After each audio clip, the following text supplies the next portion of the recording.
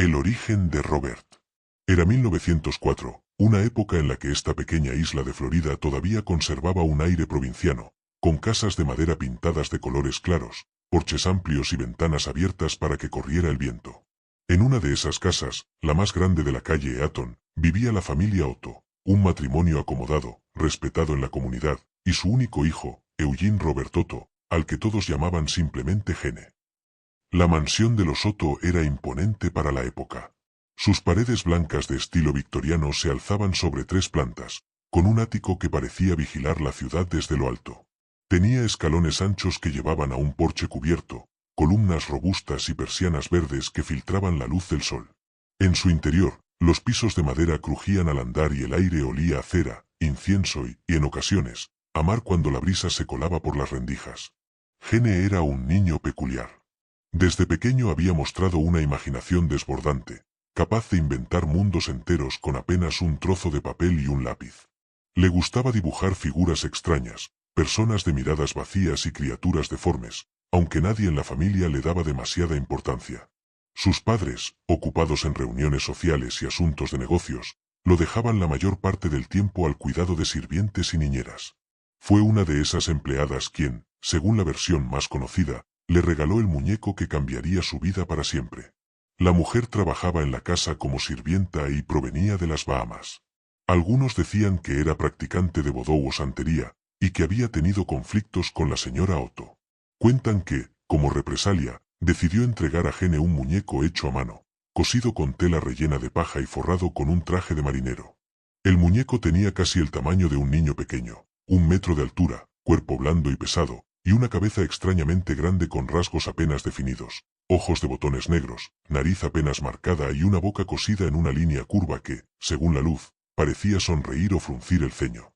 Gene lo recibió con fascinación instantánea. Lo abrazó como si fuera un amigo perdido y, desde ese día, no se separó de él. Decidió llamarlo Robert, en honor a su propio nombre completo, Eugene Robert Otto. La conexión fue inmediata y extraña. No era el típico juguete que un niño dejaría en una estantería.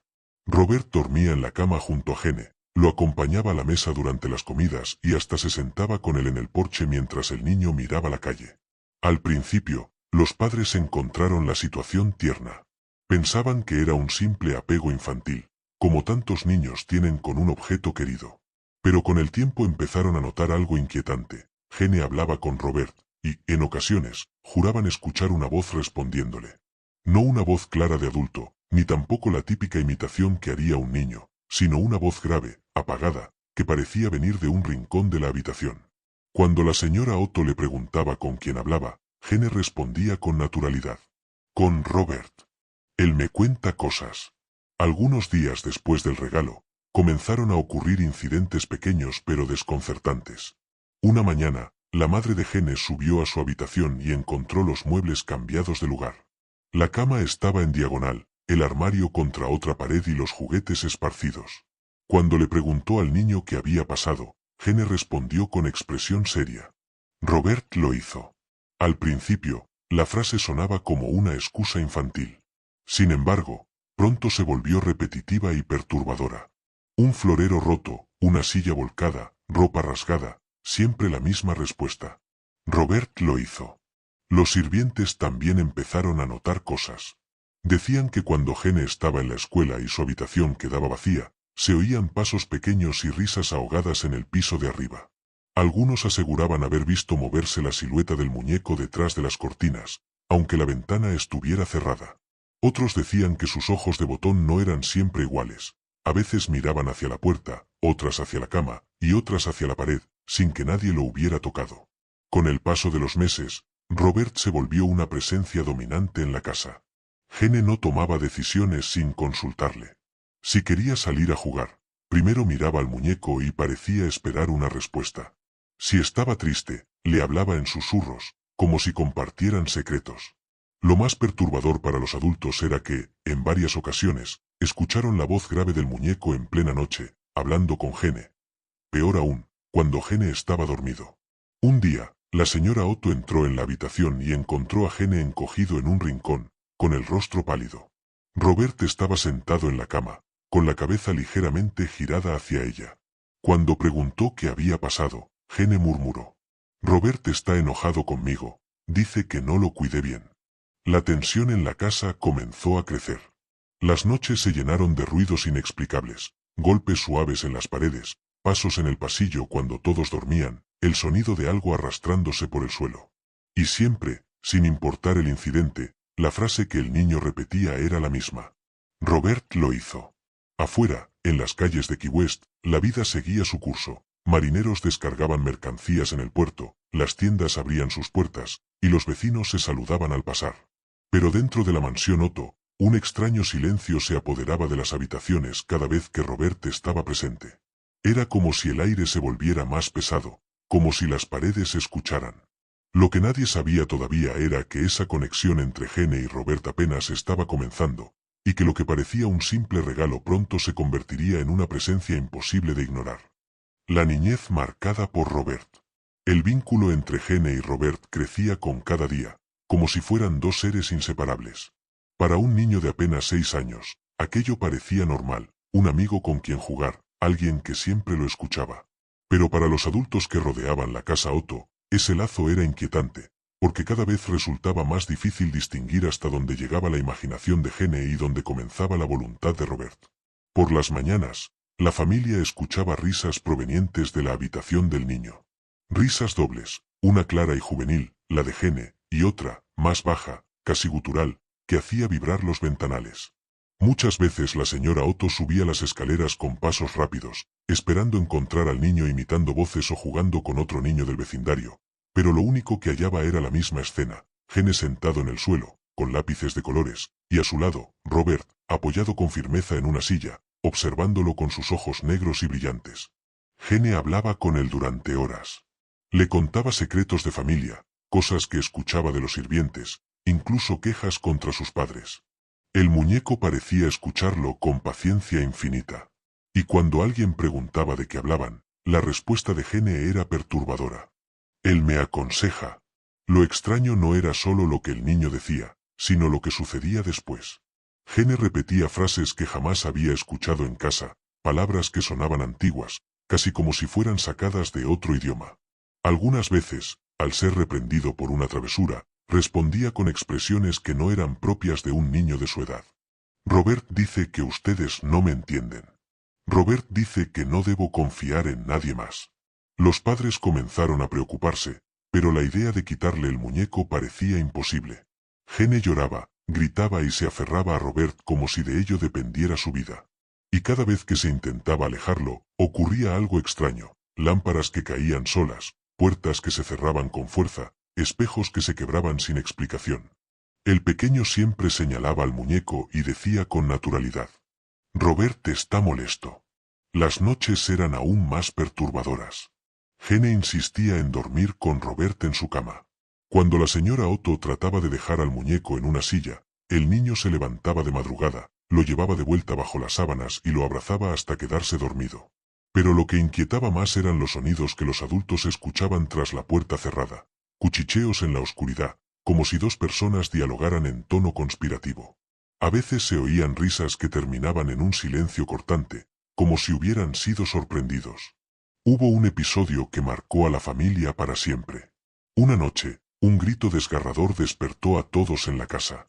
Al llegar a la habitación, encontraron a Gene sentado en la cama, con los ojos muy abiertos, señalando a Robert. Los muebles estaban volcados, los juguetes desparramados, y el niño repetía en voz temblorosa: Él lo hizo, él lo hizo. Robert lo hizo. Desde ese momento, los sirvientes comenzaron a sentir un miedo real. Algunos pidieron ser trasladados a otras casas, otros simplemente renunciaron sin dar explicaciones.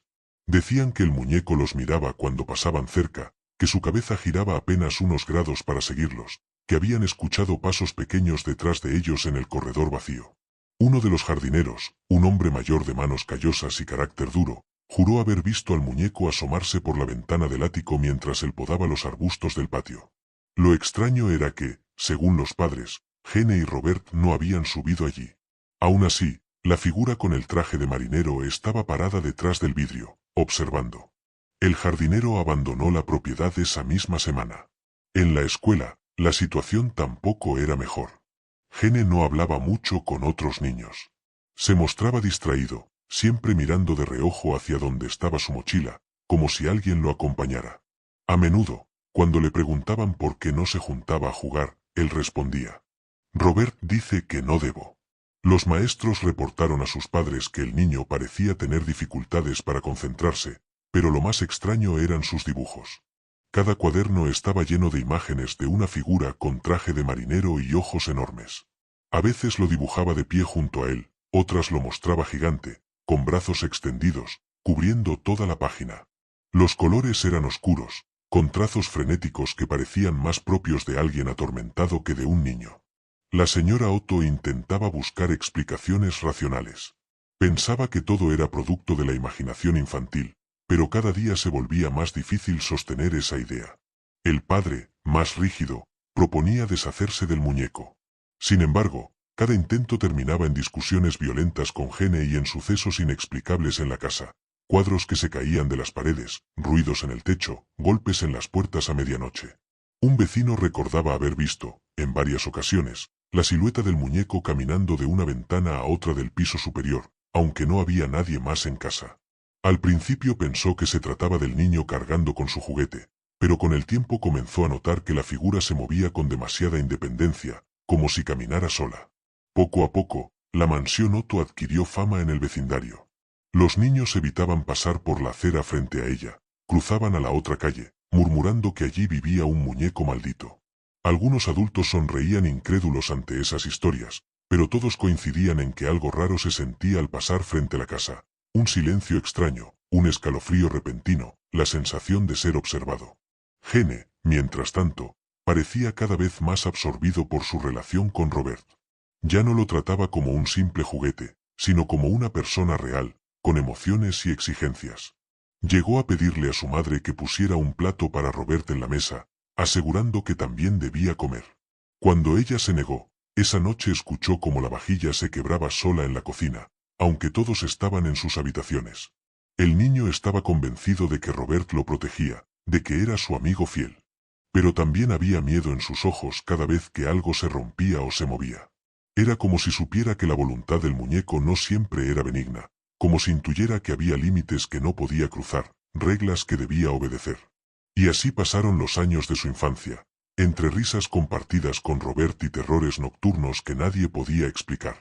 La casa entera parecía girar alrededor de aquel muñeco, y la familia Otto, aunque lo negara en público, vivía bajo la sombra constante de su presencia. Porque Robert no era un juguete inofensivo. Robert escuchaba, observaba, y parecía tener un propósito oculto que aún nadie comprendía. Y ese propósito se revelaría con más fuerza cuando Gene creciera. La adolescencia y juventud de Gene bajo la sombra de Robert.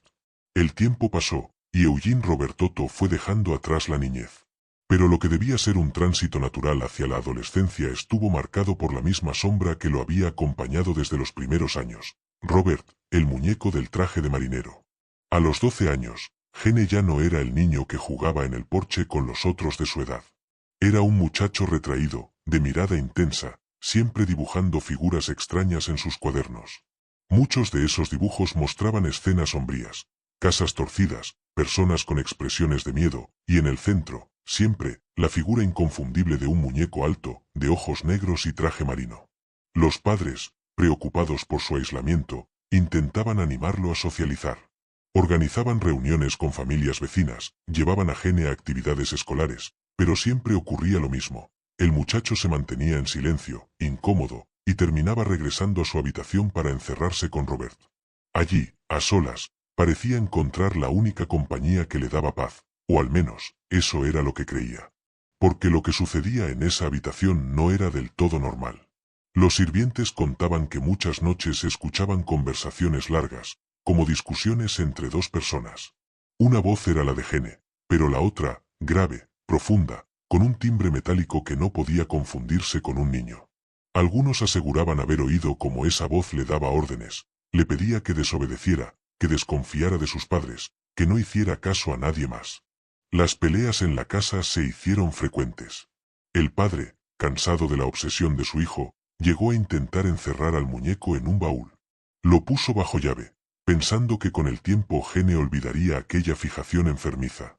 Pero lo que siguió esa misma noche fue imposible de ignorar.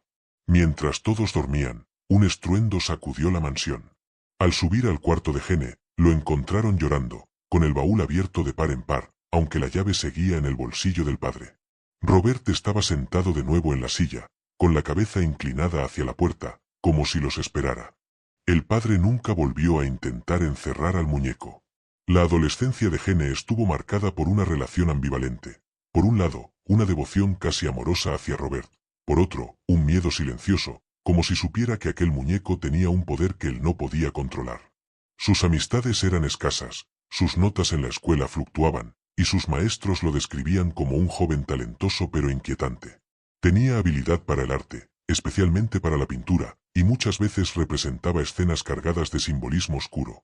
Un niño pequeño con un muñeco gigante detrás, sombras alargadas que se extendían desde una figura de ojos vacíos, o casas devoradas por tentáculos invisibles. Los rumores sobre la familia Otto comenzaron a correr con más fuerza por las calles de Key West. Los vecinos decían que de la casa se escuchaban risas a medianoche, objetos que caían solos y un golpeteo constante en las paredes, como si alguien caminara dentro aunque todos estuvieran dormidos. Algunos aseguraban que, al pasar frente a la ventana del cuarto de Gene, habían visto a Robert de pie, mirando hacia la calle, cambiando de posición cada vez que uno desviaba la vista. A medida que crecía, Gene comenzó a viajar. Sus padres, desesperados por darle un futuro lejos de aquella influencia, lo enviaron a estudiar arte en Chicago y más tarde, en Europa. Fue en Francia donde perfeccionó su talento y comenzó a ser reconocido como pintor. Durante esos años, Gene parecía haber dejado atrás la obsesión con Robert. Pero no era así. En sus cartas a casa, mencionaba al muñeco como si fuera una persona real, preguntando si lo cuidaban, si lo mantenían en su silla, si estaba bien atendido. Su madre respondía con evasivas, pero en la mansión Otto continuaban los incidentes. Los sirvientes afirmaban que Robert se movía solo por las habitaciones, que lo encontraban en lugares distintos a los que lo habían dejado. Algunos aseguraban que escuchaban pasos en el ático cuando nadie debía estar allí, y que los objetos desaparecían para luego aparecer en el regazo del muñeco. Cuando Gene terminó sus estudios y regresó a Key West, ya era un adulto joven con aspiraciones artísticas. Se casó con una mujer llamada Anne, y juntos decidieron instalarse en la antigua casa familiar. Pero desde el primer momento, Anne sintió una incomodidad que no supo explicar. Era como si las paredes respiraran un aire denso, cargado de secretos. Y lo peor fue descubrir la relación de su esposo con Robert. Para Gene, ya no era una cuestión infantil. Trataba al muñeco como a un ser vivo, lo colocaba en una silla especial junto a su cama, le hablaba cada noche antes de dormir, y exigía que nadie lo tratara con desprecio. Anne, horrorizada, intentó en varias ocasiones convencerlo de guardar a Robert en un baúl, pero Gene se negaba con una mezcla de miedo y devoción. La vida matrimonial se volvió tensa. Las discusiones eran constantes, y siempre había una presencia silenciosa en la habitación. Robert, observando con sus ojos de botón desde su silla. Anne comenzó a soñar con él, pesadillas en las que el muñeco caminaba por el pasillo, subía las escaleras con pasos lentos y abría la puerta de su cuarto para mirarla fijamente.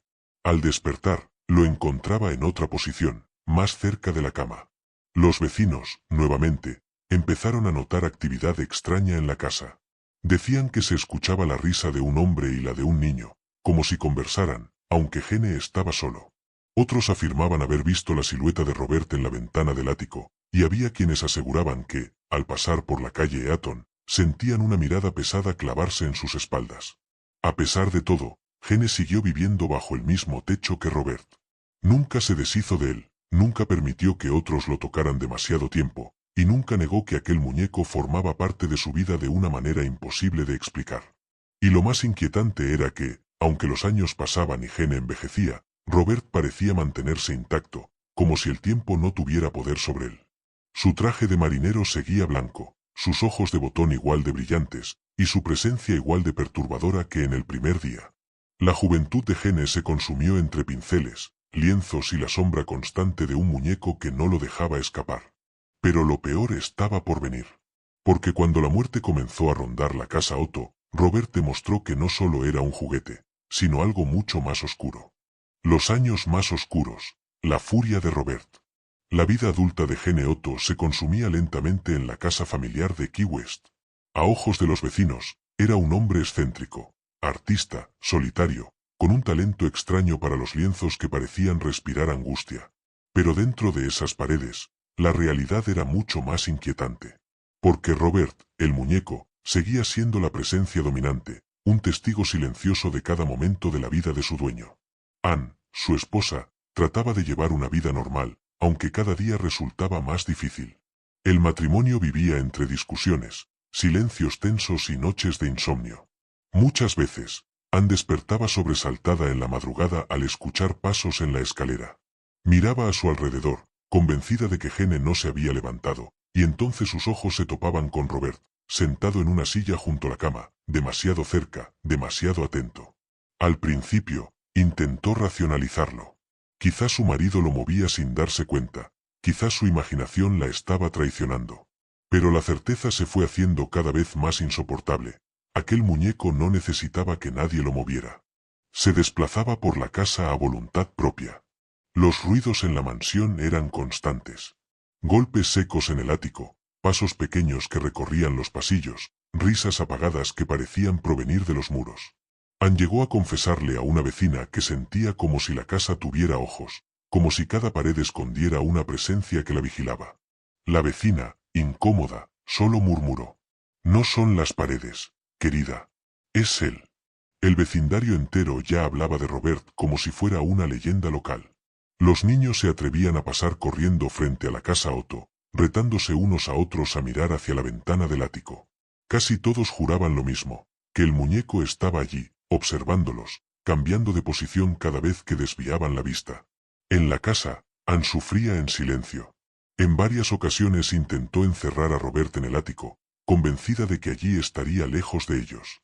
Pero cada intento resultaba en catástrofe. Golpes en las paredes que duraban toda la noche, objetos que se rompían, y una sensación insoportable de ser seguida por pasillos vacíos. Una vez, tras dejar a Robert en una caja sellada, Anne despertó con un grito ahogado. El muñeco estaba sentado en la mecedora frente a su cama, con la cabeza girada hacia ella. El baúl seguía cerrado. Gene, lejos de compartir el miedo de su esposa, parecía cada vez más entregado al poder del muñeco. Lo pintaba una y otra vez, en diferentes poses, como si no pudiera sacarlo de su mente. En sus conversaciones, hablaba de Robert como si fuera un consejero, un guardián, casi un espíritu protector. Aseguraba que le daba inspiración, que lo ayudaba a crear. Pero lo que para él era inspiración, para los demás era delirio. Los sirvientes de la familia no soportaban trabajar allí. Todos decían lo mismo, que Robert se movía solo, que lo encontraban en lugares distintos, que su mirada lo seguía al caminar. Algunos aseguraban que escuchaban como alguien murmuraba su nombre al oído cuando estaban solos en la cocina o el patio. Nadie soportaba más de unas semanas en la mansión. La vida de Gene continuó, y con el paso de los años, la relación enfermiza con Robert solo se intensificó. Los vecinos comenzaron a describirlo como un hombre obsesionado, encerrado en su mundo, incapaz de separarse de su muñeco. Anne, ya agotada, aceptaba resignada esa realidad, aunque en su interior sentía que vivía junto a dos presencias, su marido y algo mucho más oscuro que se escondía detrás de los ojos de botón de Robert. Cuando Gene enfermó, en sus últimos años de vida, su única petición fue que Robert permaneciera junto a él. Los médicos que acudían a la casa lo encontraban postrado en cama, con el muñeco sentado en una silla, vigilando con insistencia. Muchos de esos doctores juraron haber sentido algo extraño en la habitación, una electricidad en el aire, como si no estuvieran solos. En 1974, Eugene Otto murió en la casa que lo había visto crecer. Se dice que en sus últimos susurros mencionó a Robert, como si hablara con él, como si le confiara sus últimos pensamientos. Anne, libre al fin de la sombra de su esposo, se apresuró a encerrar al muñeco en el ático, convencida de que debía permanecer allí, lejos de todo. Pero la calma no duró mucho.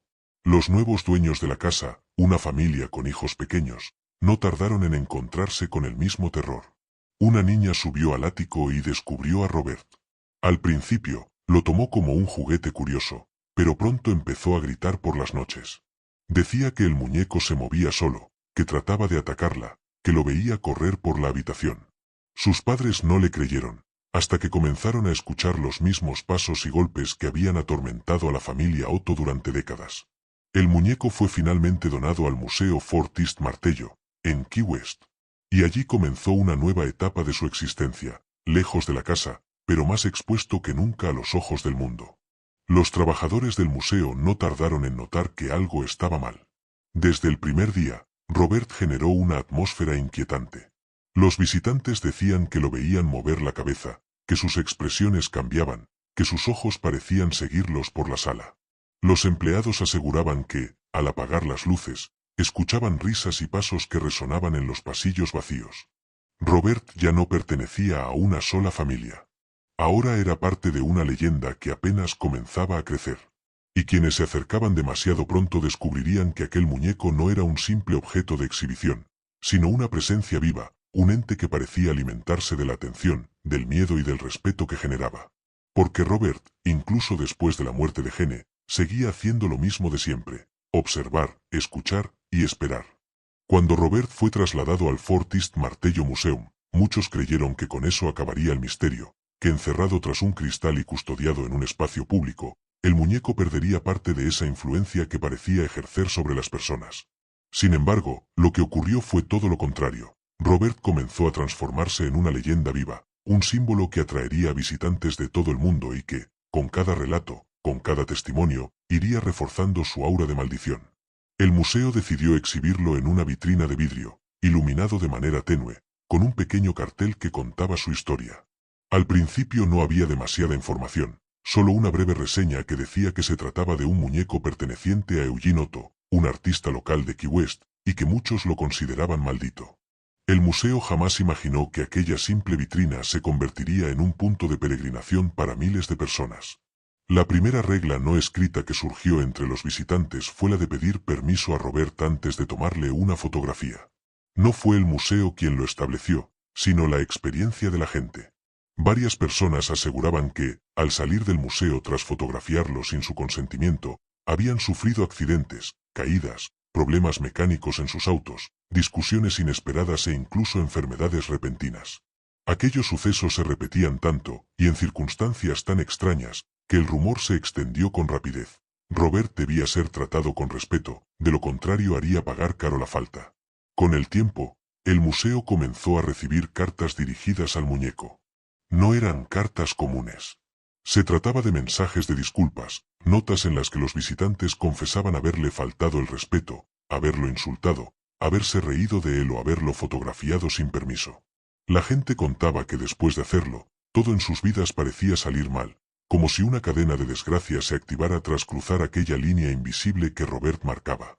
Estas cartas, que se cuentan por cientos, comenzaron a ser archivadas por el personal del museo, y hoy forman parte de la propia exposición, un testimonio vivo de que miles de personas, de distintos países, culturas y creencias, coinciden en sentir que Robert tiene un poder más allá de lo explicable. Algunas de estas cartas son especialmente perturbadoras. Una mujer relató que, tras reírse del muñeco y decirle que no creía en él, de camino a casa sufrió un accidente automovilístico en el que casi pierde la vida.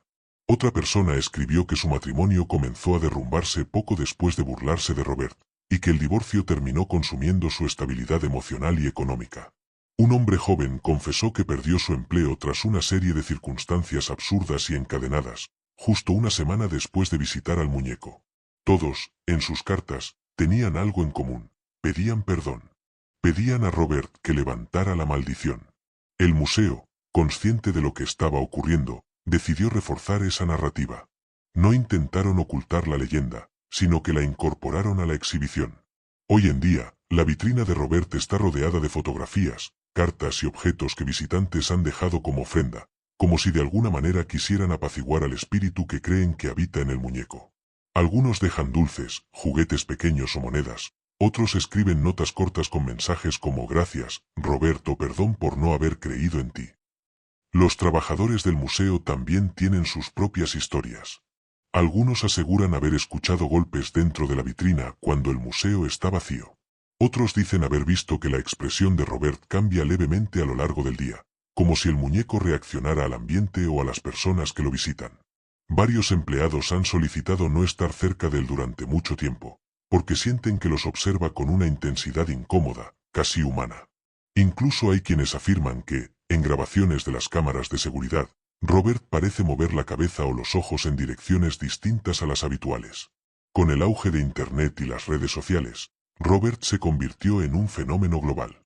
Vídeos en YouTube, artículos en blogs y programas de televisión lo presentaron como uno de los objetos malditos más aterradores del mundo. Comparado con la famosa muñeca Annabelle, Robert siempre mantuvo un aura más siniestra porque su historia es más antigua y porque las pruebas documentales, las cartas, los testimonios, la exposición permanente, son más tangibles. No es solo un mito contado de boca en boca, hay un registro material del impacto que Robert genera en la gente. El museo recibe cada año miles de visitas solo para verlo. Algunos turistas llegan preparados, sabiendo que deben pedirle permiso antes de tomar una foto. Otros, más escépticos, se acercan riéndose, convencidos de que todo es un simple truco para atraer visitantes. Sin embargo, no son pocos los que salen con una sensación extraña, como si algo en sus vidas hubiera cambiado después de enfrentarse cara a cara con él. Muchos cuentan que sus cámaras o teléfonos fallan justo al tomar la fotografía, o que al revisar las imágenes notan detalles extraños, un ligero cambio en la expresión del muñeco, una sombra donde no debería haberla, un reflejo que parece una silueta humana junto a Robert. Pero lo más inquietante no es lo que ocurre en el museo, sino lo que viene después. Historias de turistas que, de regreso a sus países, comienzan a experimentar rachas de mala suerte, enfermedades inexplicables, pérdidas económicas o accidentes domésticos. Algunos intentan ignorarlo, pero otros terminan regresando al museo en años posteriores, solo para dejar una carta o un objeto en señal de arrepentimiento. El personal asegura que hay visitantes frecuentes que no acuden por curiosidad, sino por necesidad, como si de algún modo su relación con Robert no se hubiera cerrado. El mito ha llegado tan lejos que incluso hay quienes creen que Robert no es un simple muñeco, sino un recipiente de un espíritu vengativo o la materialización de la energía acumulada por décadas de atención, miedo y respeto. Una teoría sostiene que fue el propio Eugene Otto quien, con sus emociones de niño solitario, sus frustraciones y su obsesión con Robert, le dio vida a través de un acto inconsciente de proyección psicológica y espiritual. Otra versión asegura que fue la empleada bahameña quien lo maldijo en sus orígenes, utilizando prácticas de vudú para que el muñeco atormentara a la familia Otto. Hoy, más de 100 años después de su creación, Robert sigue en su vitrina, mirando con sus ojos de botones desgastados a cada visitante que se atreve a cruzar su mirada. La habitación donde está expuesto mantiene un silencio especial, interrumpido solo por los pasos de quienes entran con cierta timidez. Algunos apenas logran sostenerle la mirada por unos segundos antes de apartarla, como si el peso de su presencia fuera demasiado. Otros sienten un escalofrío inmediato, una sensación visceral que no pueden explicar. Robert ya no es solo parte de la historia de Eugene Otto ni de Key West. Se ha convertido en un símbolo universal del miedo a lo inexplicable, una figura que demuestra cómo los objetos pueden convertirse en receptáculos de nuestras creencias, miedos y supersticiones. Un muñeco de tela y paja que, con el paso de los años, ha cosechado un poder basado en la fe de quienes creen en él y en el terror de quienes lo desafían. Y mientras siga recibiendo visitantes, cartas y ofrendas, Robert continuará vivo en el imaginario colectivo, alimentado por cada mirada, cada suspiro nervioso y cada disculpa escrita con la esperanza de que el muñeco, de algún modo, esté escuchando.